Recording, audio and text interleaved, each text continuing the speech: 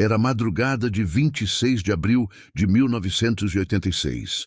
O céu sobre a cidade de Pripyat, na Ucrânia soviética, estava tranquilo, iluminado apenas pelas estrelas e pelas luzes fracas dos prédios residenciais onde viviam os trabalhadores da usina nuclear de Chernobyl.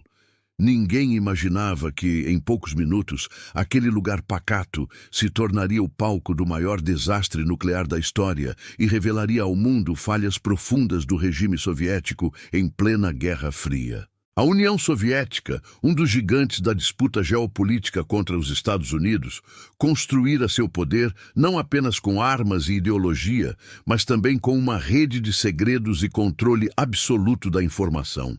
A usina de Chernobyl, inaugurada nos anos 1970, era um símbolo desse orgulho tecnológico. Situada a cerca de 130 quilômetros de Kiev, capital ucraniana, ela abrigava reatores nucleares do tipo RBMK, grandes, potentes, mas com um projeto arriscado que poucos ousavam questionar.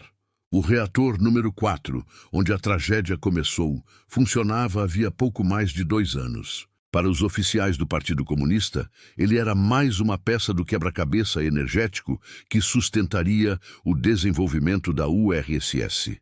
Mas, por trás do discurso de progresso, havia pressa, falhas de projeto e uma cultura de obediência cega, na qual questionar ordens poderia custar uma carreira ou até a liberdade. Naquela noite, engenheiros planejavam um teste de segurança. Queriam verificar se, em caso de queda de energia, o reator poderia continuar recebendo refrigeração suficiente apenas com o giro residual das turbinas, antes que os geradores a diesel entrassem em ação. O teste já havia sido adiado várias vezes por pressão do sistema elétrico, e quando finalmente foi autorizado, a equipe estava cansada e sob pressão para entregar resultados. Para realizar o teste, operadores reduziram a potência do reator, mas cometeram erros. Desligaram sistemas automáticos de segurança para evitar que o teste fosse interrompido. As instruções vinham de manuais confusos e de superiores que muitas vezes não compreendiam completamente os riscos. O reator RBMK tinha uma característica perigosa. Em baixa potência, ele se tornava instável e propenso a picos súbitos de energia. À 1h23 da manhã, quando apertaram o botão para desligar o reator e encerrar o teste, aconteceu o impensável. Em vez de reduzir, a potência disparou. O núcleo do reator superaqueceu em segundos. Uma primeira explosão arrancou a tampa de 2.000 toneladas do reator. Uma segunda explosão lançou grafite em chamas e combustível nuclear pelo ar. A noite sobre Pripyat brilhou com uma luz azul fosforescente, causada pela ionização do ar. Um fenômeno tão estranho e belo que muitos moradores saíram às varandas para observar, sem saber que estavam olhando para a morte invisível. Os bombeiros chegaram rápido, sem equipamento adequado para a radiação. Eles achavam que era apenas um incêndio comum. Subiram no telhado coberto de grafite radioativo para apagar as chamas. Alguns, como Vasily Ignatenko, começaram a sentir um gosto metálico na boca e uma queimação na pele. Ainda assim, continuaram trabalhando. O heroísmo desses homens, sem conhecimento do perigo, atrasou a catástrofe maior, mas lhes custou a vida. Enquanto isso, dentro do regime soviético, a primeira reação não foi informar ou pedir ajuda, mas controlar a narrativa. As autoridades locais minimizaram o acidente. Na manhã seguinte, crianças foram à escola, casais passearam por parques e muitos moradores assistiram a um desfile em Pripyat enquanto nuvens radioativas se espalhavam. Somente quando os sensores de radiação dispararam em uma usina nuclear na Suécia, a quase 1.000 quilômetros de distância, é que o mundo percebeu que algo terrível havia acontecido. A Guerra Fria amplificou o impacto. O Ocidente acusava Moscou de ocultar informações. A União Soviética, relutante em mostrar vulnerabilidade, demorava a admitir a gravidade. Foi preciso que Mikhail Gorbachev, líder soviético e defensor da glasnost, transparência, reconhecesse publicamente o desastre. Mas o reconhecimento veio tarde para milhares de pessoas expostas à radiação. As horas e dias seguintes foram um caos. Pripyat só começou a ser evacuada cerca de 36 horas após a explosão. Ônibus chegaram em longas filas e anúncios tranquilizadores diziam que seria algo temporário. Levem apenas o essencial, voltaremos em alguns dias, disseram as famílias. Mas ninguém voltou. A cidade permanece deserta até hoje, um retrato congelado de uma madrugada que mudou a história. Enquanto cientistas e soldados tentavam conter o reator, descobriu-se que uma segunda catástrofe ainda maior estava prestes a ocorrer. A fusão do núcleo havia formado uma massa incandescente que ameaçava derreter a estrutura e atingir água armazenada abaixo, o que poderia causar uma nova explosão de força equivalente a várias bombas de Hiroshima. Para impedir isso, mineradores foram chamados às pressas para cavar túneis sob condições extremas e instalar um sistema de resfriamento improvisado. Homens foram enviados para remover pedaços de grafite e destroços radioativos do telhado da usina. Tarefas tão perigosas que os chamaram de biorobôs, pois os robôs convencionais falhavam sob níveis tão altos de radiação.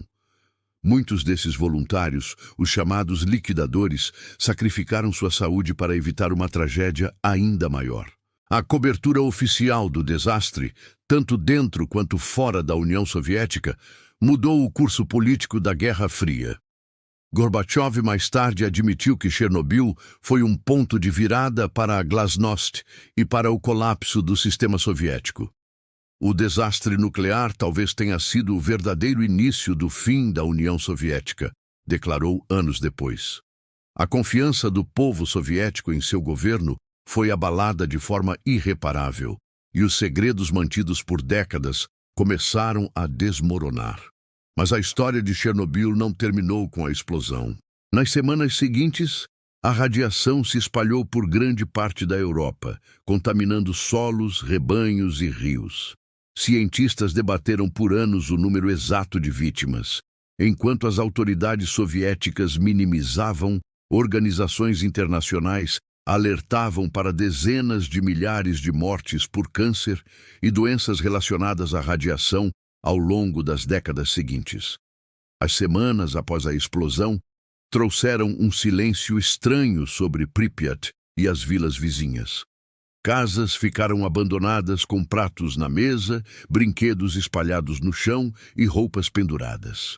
A pressa da evacuação deixou para trás não apenas pertences, mas também animais de estimação, plantações e toda uma vida que nunca mais seria retomada. As imagens dessa cidade fantasma, capturadas anos depois, tornaram-se um símbolo poderoso do preço do sigilo e da arrogância tecnológica. A resposta soviética ao desastre passou a envolver um esforço colossal. Mais de 600 mil pessoas, conhecidas como liquidadores, foram mobilizadas para conter a radiação, limpar a área, construir um sarcófago de concreto sobre o reator destruído e evitar que partículas radioativas contaminassem ainda mais o meio ambiente. Esses homens e mulheres, soldados, engenheiros, médicos e civis, enfrentaram condições letais com equipamento inadequado, muitas vezes improvisando com pedaços de chumbo e máscaras precárias. Eles foram enviados ao epicentro do desastre em turnos de poucos segundos para retirar blocos de grafite radioativo. O preço humano foi enorme. Muitos adoeceram, sofreram queimaduras de radiação, leucemia e outras complicações que os acompanharam pelo resto da vida. O sarcófago original, erguido às pressas em 1986, começou a apresentar rachaduras poucos anos depois. Nas décadas seguintes, a comunidade internacional reuniu fundos para construir uma nova estrutura, o novo confinamento seguro, concluído em 2016. Essa gigantesca cúpula de aço maior que a Estátua da Liberdade e o Arco do Triunfo juntos, deslizou sobre o reator destruído para isolá-lo e evitar novos vazamentos. Ainda assim, especialistas afirmam que a área permanecerá perigosa por dezenas de milhares de anos. As consequências ambientais foram devastadoras. Florestas inteiras morreram, formando a chamada Floresta Vermelha, onde as árvores ficaram avermelhadas e depois apodreceram. Animais selvagens desapareceram por um tempo, mas, surpreendentemente, a ausência humana permitiu que muitas espécies retornassem. Hoje, lobos, cavalos de Przewalski e linces vagam por uma zona de exclusão que, paradoxalmente, tornou-se um refúgio involuntário para a vida selvagem.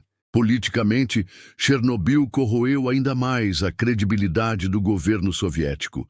A glasnost de Gorbachev, sua política de maior abertura e transparência, ganhou impulso após o desastre, pois o mundo inteiro viu as consequências do sigilo estatal. O incidente também fortaleceu movimentos ambientalistas e gerou pressões para maior segurança em usinas nucleares pelo mundo. Na Europa Ocidental e nos Estados Unidos, protestos contra a energia nuclear ganharam força. No leste europeu, a tragédia alimentou o descontentamento popular, que poucos anos depois ajudaria a derrubar regimes comunistas e culminaria no fim da própria União Soviética em 1991. Histórias pessoais das vítimas e sobreviventes continuam a emocionar e chocar. Os bombeiros que combateram o incêndio, muitos dos quais morreram em poucas semanas, foram enterrados em caixões de zinco selados, cobertos de concreto, devido à intensa radiação que seus corpos ainda emitiam.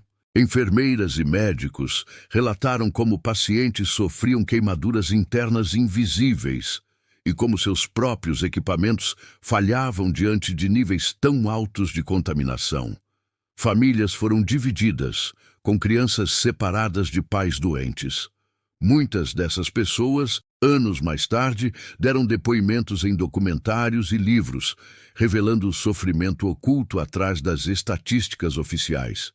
Chernobyl também deixou marcas profundas na cultura popular.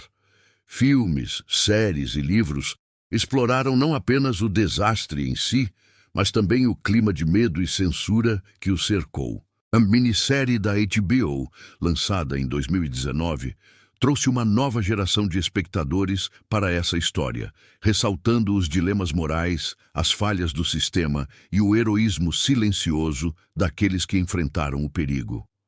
Tours organizados para a zona de exclusão, embora controversos, tornaram-se populares entre viajantes curiosos, um tipo sombrio de turismo que mantém viva a memória do desastre.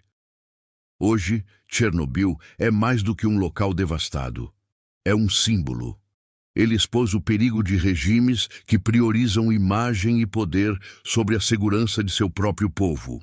Mostrou como a tecnologia, quando mal administrada e envolta em segredo, pode sair do controle com consequências globais, e serviu como alerta para a humanidade sobre a necessidade de responsabilidade, transparência e humildade diante do poder que criamos.